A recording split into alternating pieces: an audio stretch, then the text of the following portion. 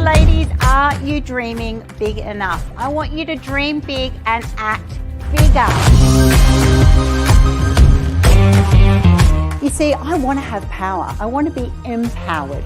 Suddenly, being empowered is a more positive word because I want to make sure that I know my own values, my boundaries. I know what I want to achieve in life. Visible and invisible barriers are only a problem if you accept them as such.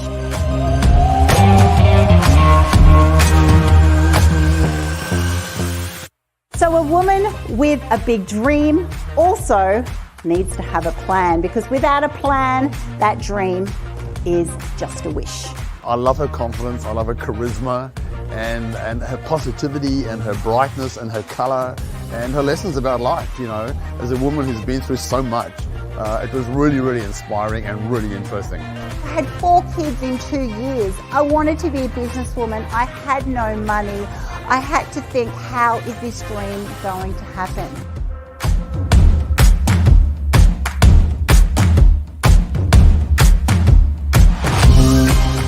If you actually start believing if something's important to you, just back yourself. Back yourself despite what other people say. Successful people are not held back by what other people say.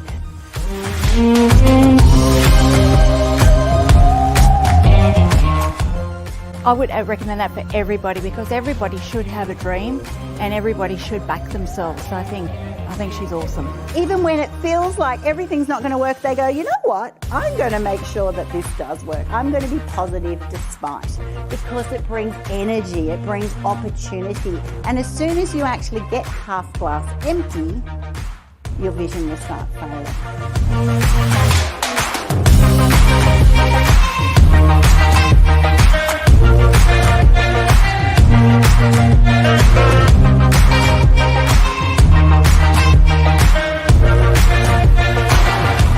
I encourage you to start making your dreams a reality in business and in life. Thank you.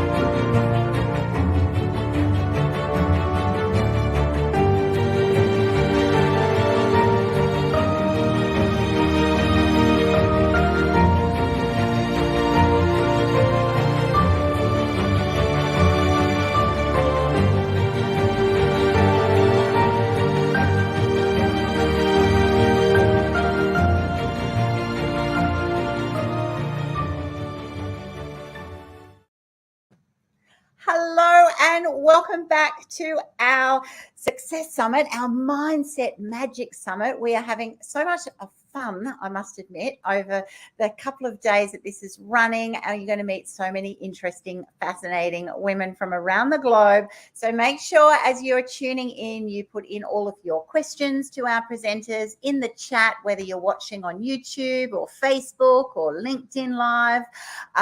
It might be anywhere. Make sure that you ask those questions, because I'm really wanting you to be really connected to the speakers that we have. And you will not be disappointed by our next speaker. She's absolutely lovely. Welcome to our summit, Louise Barton. Thank you so much. For those of you who do not know Louise, she is a multi-award winning real estate agent. She's a team leader. She's all about setting the bar for agents within her local area, which is in North Sydney. She's actually local to me, which is kind of nice because I'm usually speaking to someone anywhere in the world. Louise only just lives over a little bit of water from where I live. She's a total breath of fresh air. She comes from the Highlands of Scotland. So you'll hear she does not have an Aussie accent. And she's got a super, super impressive track record in sales, and it's mainly because she's so client-centered, and we're going to be tapping into a lot of that, her approach to business, her approach to real estate, her approach actually to her life holistically, and we are going to learn a lot from her around how she sort of approaches the whole topic of mindset. So welcome again, Louise. I would love to start by asking you, how did you make yourself a name? Like, how did you actually enter the real estate industry as a young female? I'm assuming you started in Scotland. How did you actually go about doing that? Yeah, as I believe is the case for a lot of people within real estate, I fell into the industry initially. It was meant to be a 2-week temping job that ended up going on for close to 10 years now. So I was from a very much a health dominated background. So I worked as a dental nurse for years. Then I started my health degree. I went traveling around Thailand, came back and picked up a 2-week temping job. But initially when I first started with the company, I just took to the role really well within the office, and they asked to keep me on full time. From there, what I found is that from the moment I went into sales, I very quickly took off, even at a young age. And I believe a lot of that was just being absolutely unapologetically myself within the industry. And something that I really noticed when I came over to Sydney actually as well is that there's a lot of show. A lot of people are putting on, this character, if you will, that they believe they have to play within the sales industry, and that's just not something I was ever willing to do. So I come in, I'm authentic from day one. If someone doesn't like me, that's okay.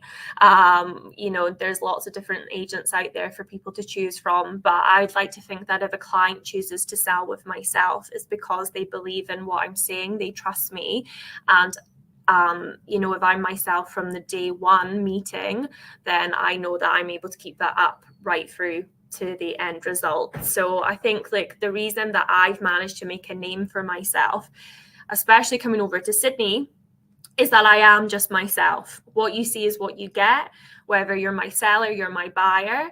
I don't play any games. I'm truthful. Like I said, when I moved over here, I refused to change how I worked. I wasn't like a lot of agents that worked within my area. I looked different. I was a young, blonde, Scottish female trying to make it in an area where not a lot of people were like me. They grew up in the area. They grew up in the North Shore. So I had to stop and think, well, what can I do to stand out from the rest? What are what looked like initial weaknesses? Can I use them to shine above my competition? So I used, the fact that I was a certain age to my advantage. I work 7 days a week. I don't have commitments outside of work, bar, personal hobbies and such. This is my life. I'm going to work with you 7 days a week until we can get you the result you're looking for. I was honest and upfront about my passion, which is the real estate industry. I moved to the other side of the world to do what I love, and I emphasize that in my appraisals with clients. So I guess the short answer is I didn't change who I was. I didn't try and fit into a certain mold, and I actually did the opposite of that and used my differences to my advantage. Oh my goodness! Congratulations on your just boldness and your ability to actually believe in yourself and value your worth. So Yeah. a massive congrats from everyone watching and listening in to go, well done, girl, because you know that's right. At a young age, there was so much in what you actually just shared there. You've got a male-dominated industry, right? Got an industry that people don't trust them. You know, it's like, you know, real estate agents don't have the highest regard because you feel like they just want to sell the house. They want to get the commission. They're going to tell you anything. They're going to hide the this and that, whatever. So from an integrity and a trust issue, it's a really interesting way that real estate has been sort of branded itself as a profession when this is how the consumers think. You've gone and done that boldly from the other side and went, you know what, I'm actually just going to show up as myself. I am going to be different, which is really challenging and is really bold and brave when you're young and you're female.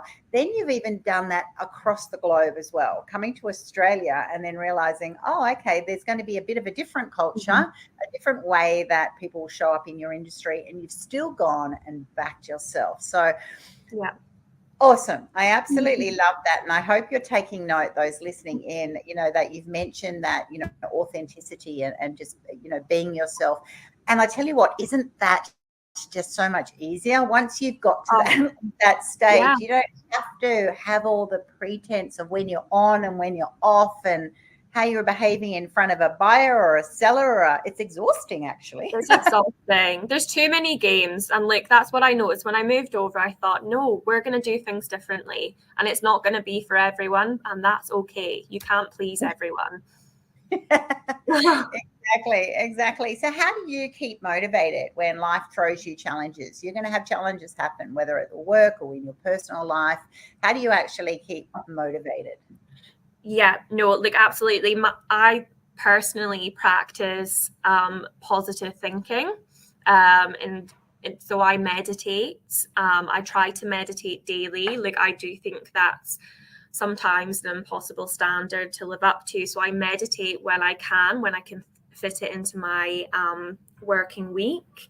When challenges do arise, I've definitely changed as I've grown as a person on how I deal with them. I used to be a really reactive person. You know, something would happen, I would react, and then I would unpack and really think about it.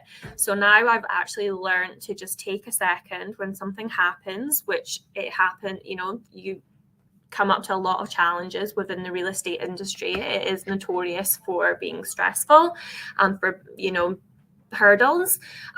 So I've learned that to actually handle something and deal with it properly, you need to stop. First of all, you need to just take a breath, unpack the situation. And most importantly, when you are going through something challenging, it is okay to open up to those around you. Lean on your close circle, whether that's someone in your office or just friends and family.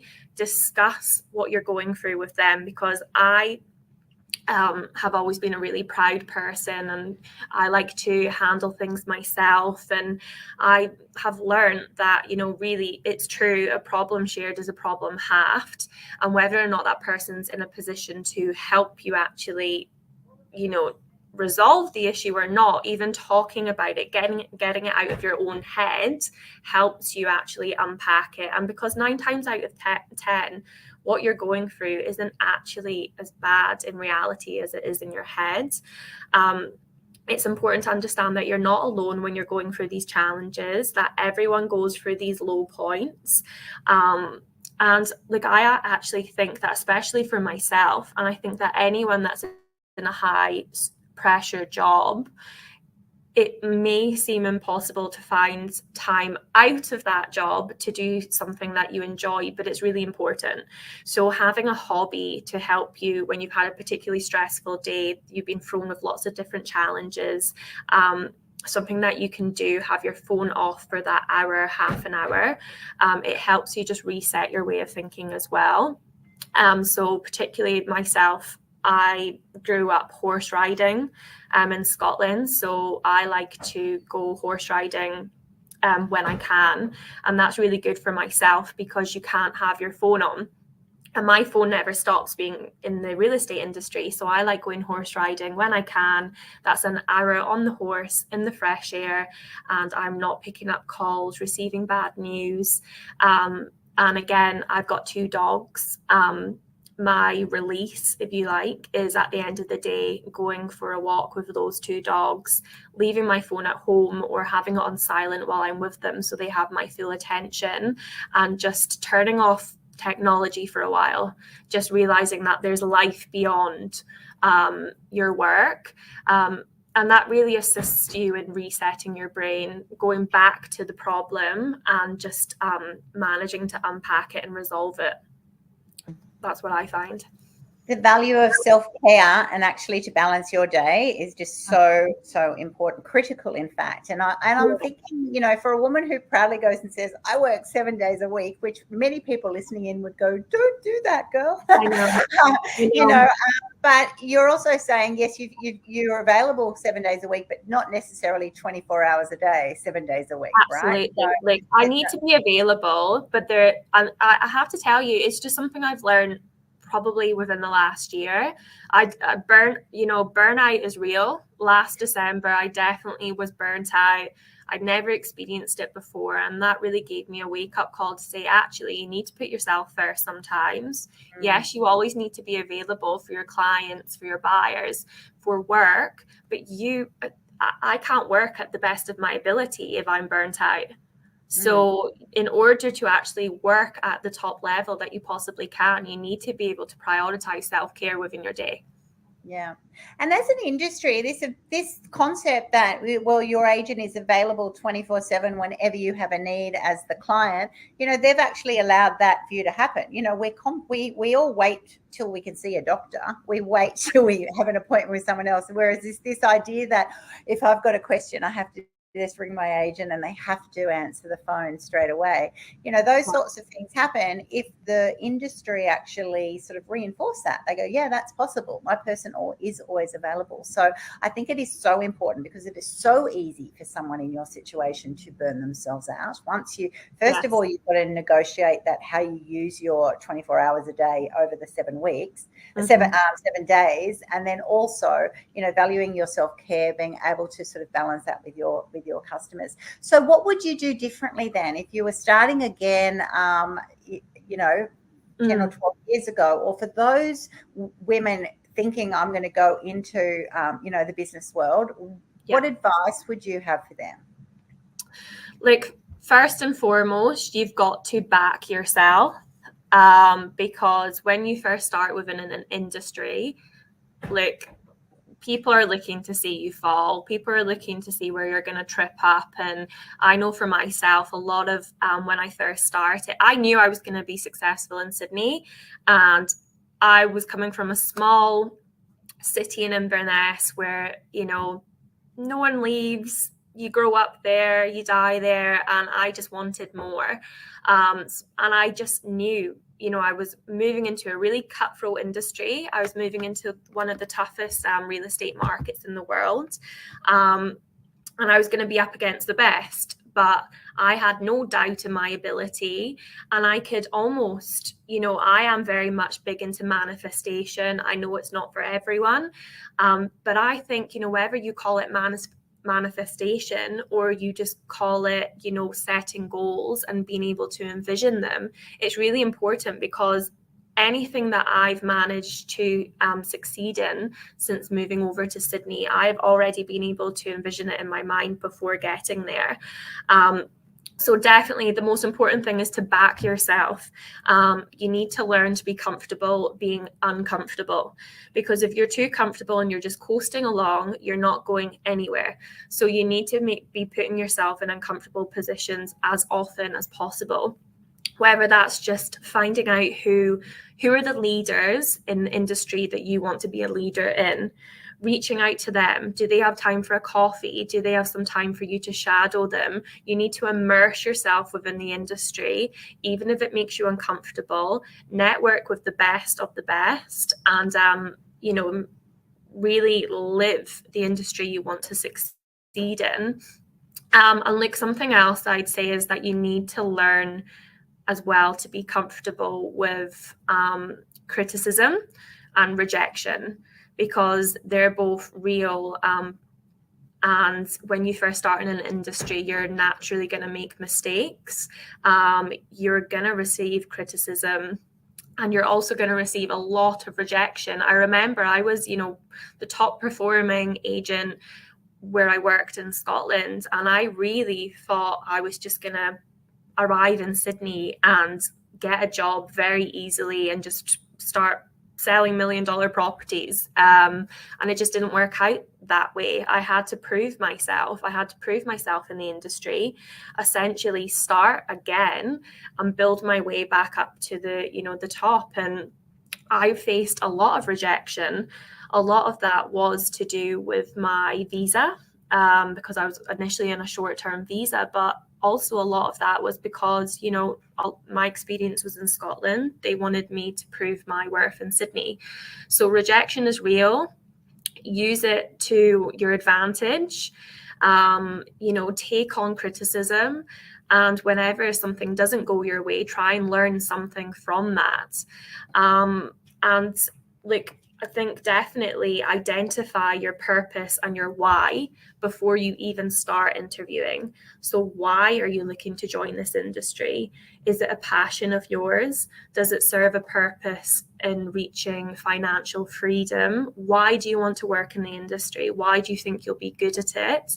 And I hope that your why is strong enough to carry you through those difficult times, because that's what you're going to have to keep going back to when you are facing those challenges. There were so many gems in there, and I don't even know which one to unpack first, Louise, because that's it. It shows very clearly that your worth, knowing your worth. If you were that good in Scotland, then you're capable, and then suddenly getting into a different situation and then not valuing that worth, that reinforces the view of why you need to actually have that within, know that within, continue to back yourself. Because if we rely on external perspectives, impressions, points of view, whatever, then that's when you can easily sort of fall off the wagon, right? Just go, oh gosh, I must have had delusions of grandeur because I'm nothing now, which is so not true. And that parallels for so many of you listening in to this conversation, that sometimes you're just in the wrong place, or that they haven't seen your worth yet, but you still have that worth. It's not as if it was taken away. It was never there. And that is just so important, to spend that time getting grounded. And I love the way you say not everyone's into manifestation. Well, you should be. People call it different things, but at the end of the day, it's being clear on your goals and being able to envision that. Because no, you can't just sit and write your goals and expect everything to fall on your plate. But if you're clear in your goals, then you're working towards something. You're I call it manifestation, call it what you will, but it definitely helps you reach that end goal. Oh, 100%. And I love that visualizing the job interview, visualizing doing that first conversation with the team, visualize doing your first sale with customers. Every time you visualize something, you do a couple of things. You're trying to imagine what it's like. And so you've got all the scenarios. It takes an element of that being comfortably uncomfortable away. You still might be a bit, but once you've experienced yourself and you've allowed yourself to have some of those feelings and emotions, it definitely takes some of that sort of pain and stress away. It also very much, I call it leaning into your empowered future. It actually allows you to be in that sort of mindset and that view, that suddenly go, oh, I can see all of that now. I can see it with more clarity, and therefore that will start attracting more things, because we attract what we see and we love and we enjoy, right? So So many elements there. So that brings me on to my next question then of, well, how do you determine what is success? You talked a lot about, the first thing, young people coming into an industry, or anyone even just having a stage of transition really, is, knowing your why. I'd love you to share a bit more about that, because the why for me is definitely going to influence how you're going to measure your own success. Exactly. for me, so the way I used to measure my success is slightly different to how I measure success now. However, my why is still the same. So my why for a very long time was to work very hard in order to become financially free. So not rich, but financially free, to provide myself with the freedom to make choices that best serve me, and allow me to live a life that makes me feel fulfilled and happy. So if I'm financially free, I love to travel. So that's another one of my goals. I want to be able to afford to travel. I also, for a very long time, wanted to be financially free. I was stuck in a very toxic relationship and household, and for a long time that was my motivation in order to become financially independent, not rely on anyone else but myself, and anything I wanted in life I could get for myself. And that for a very long time was just simply a safe and happy household to come back to at the end of the working day. And now I have that.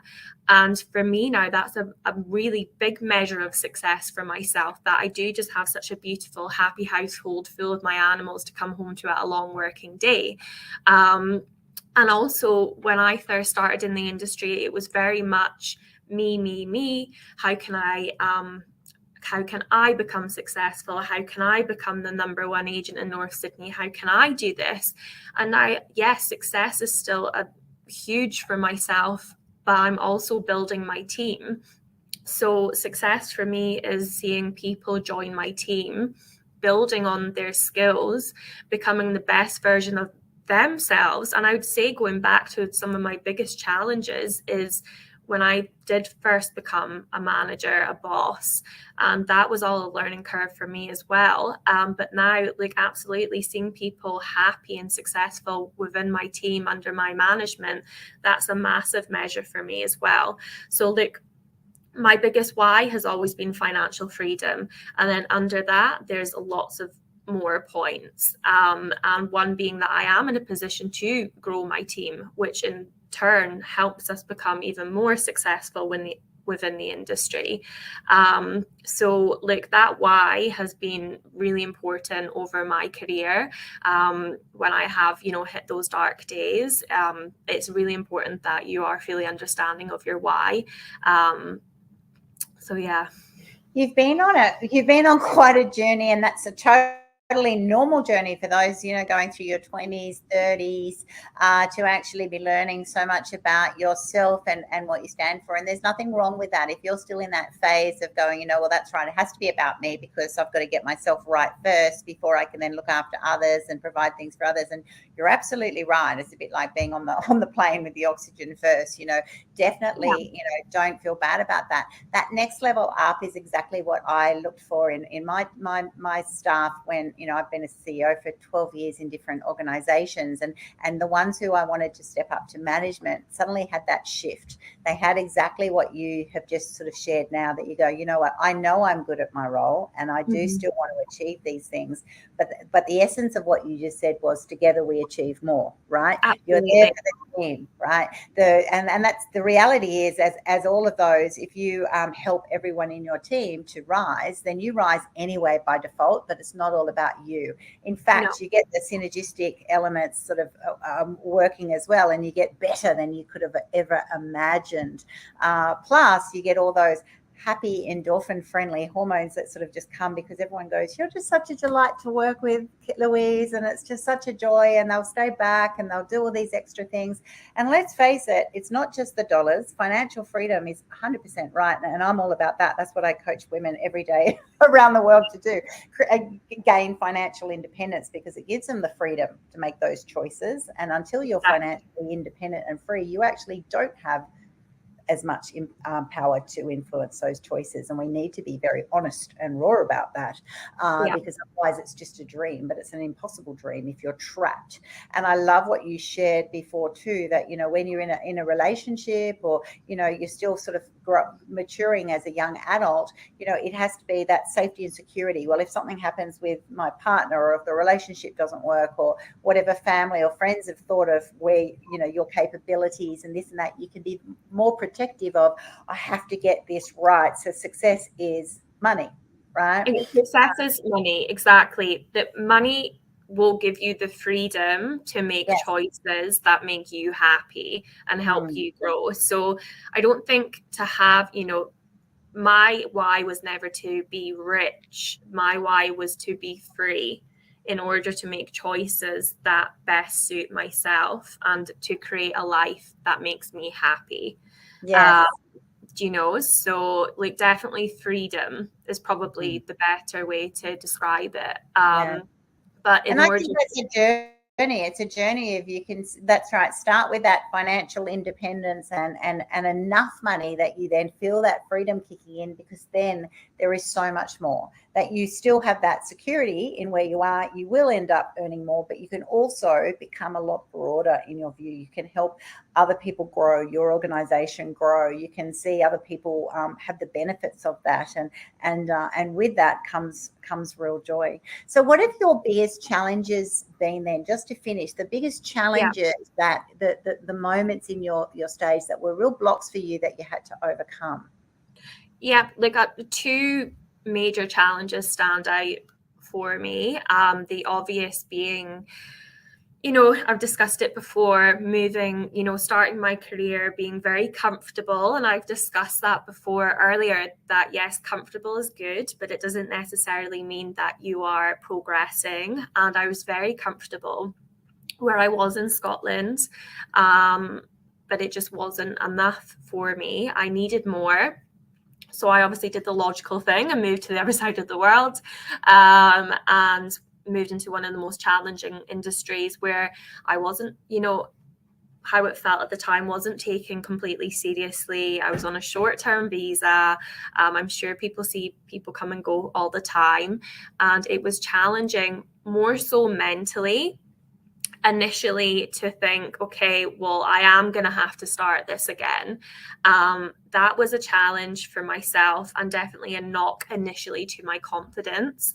But I am so happy that it worked out that way, because I am only the agent I am today because I had to restart from the start again. And I had to fight for my career and prove myself. And I know that's played a huge part in being the agent I am today, and it's just made me appreciate my role even more so. So definitely the move, restarting is never fun, for anyone. And, my family, my friends, they're still back in Scotland. I have amazing friends here now, but your support system is initially taken away from you and it's down to yourself. But there's nothing more rewarding than reaching where you've got to and knowing that it was yourself and yourself only that made that happen. And like I touched on it briefly before, definitely, something that I've not always been super open about was that for a very long time I was in a very toxic relationship, which when you're working in a high stress environment, that is real estate, it's nice to come home to a nice, peaceful, happy home. And that was something that I unfortunately didn't have. But again, when we discussed how we use our challenges, and overcome them, for a lot of, what I've achieved, it's definitely pushed me in order to get out of the situation that I was in.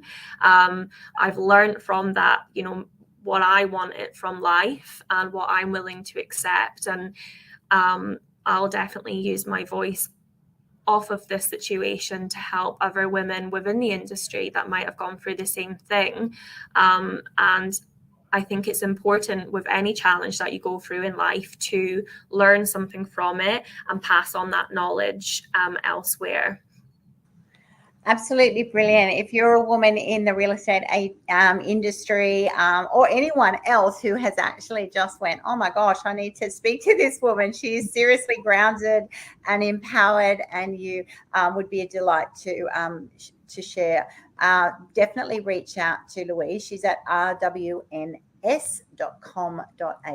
You will find her there. She's also available. Just message me at the tribe, Women's Biz Tribe. You'll be able to find her or via any of the chats in the forum. So please reach out and ask her, because she's just, I love what you shared. Your sharing is actually just, for me, because I'm very visual, it's like, when you've got to pull back that archery bow and then you fire, right? And you've done that a few times. And we all have to do that. So it's not easy. Those people who go, well, how do you do it? You can't just leave Scotland and turn up in Sydney, Australia and go, oh, well, I'm just going to start off. You don't have your family. You don't have your friends. You don't have that backing. You don't have proven worth.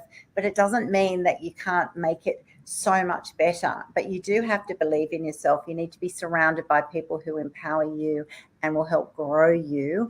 And that's what Women's Biz is all about. We're about, together we achieve more, helping women level up, support each other as a community, and a global community at that.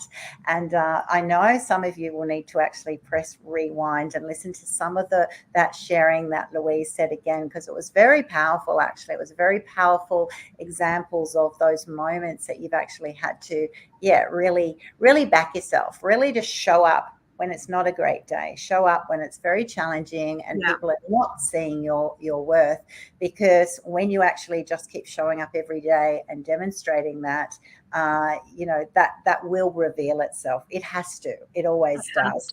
Exactly. Or you tell yourself that this isn't the right, maybe the workplace that supports that, and there will be another one somewhere around the corner, and it doesn't have to mean that you need to then move to the other side of the world again. It just means that you need to find that home for you. So, and I also appreciate your incredibly candid sharing with your personal life as well. I know that's really big and brave, but it really does help those who are going through other situations, feeling a bit trapped, feeling a bit sort of, not as strong as they'd like to be, to actually just be shown that that is possible. So thank you so much for joining us. Thank you so much. On our pleasure. Hello and welcome. My name is Annie Gibbons, founder and CEO of Women's Biz Global. As a woman, a career executive and mum of 5, I know that becoming successful in a modern day society, it can be extremely difficult and challenging. The requirements of career and business success are often overwhelming, especially when you have competing priorities like family. But that does not mean that you can't be extraordinary. At Women's Biz Global, our goal is to educate, motivate and elevate women so that they can have the freedom to live a life they love. It doesn't matter what your current status or position is. Your empowered future starts now. Whether you're a startup or a scale-up, or you're juggling business, life, career, family, everything, we will teach you how to dominate in your niche area without the stress and overwhelm that comes from wasting time and money and energy. We will equip you to achieve success, balance and happiness on your terms. We invite you to join Women's Biz Tribe. Start by attending Women's Biz events and enjoy the benefit of interacting with like-minded women from around the globe who are choosing to unapologetically play a bigger game. Women's Biz Coaching offers a variety of programs that may suit your needs. We have boot camps and webinars, online structured programs and incubators. They're all designed to help grow your personal and professional brand, confidence and support framework. Women's Biz Media will help you discover extraordinary women via our podcast, Memoirs of Successful Women, and reach 12 million potential readers via Women's Biz Magazine. Women's Biz Publishing will take all the pain away from getting your voice and message out into the world. Your brand value will literally skyrocket overnight. And if you would prefer to access our consulting services, I will personally ensure high value solutions are provided to meet your specific needs, to time, to budget, and all with a beaming smile. Finally, get to know our affiliate partners and learn how you might like to become one yourself. Women's Biz Global is the support network that will fast track your journey to success. So what are you waiting for? Be unapologetically you. Women's Biz Global, helping women succeed in business and life.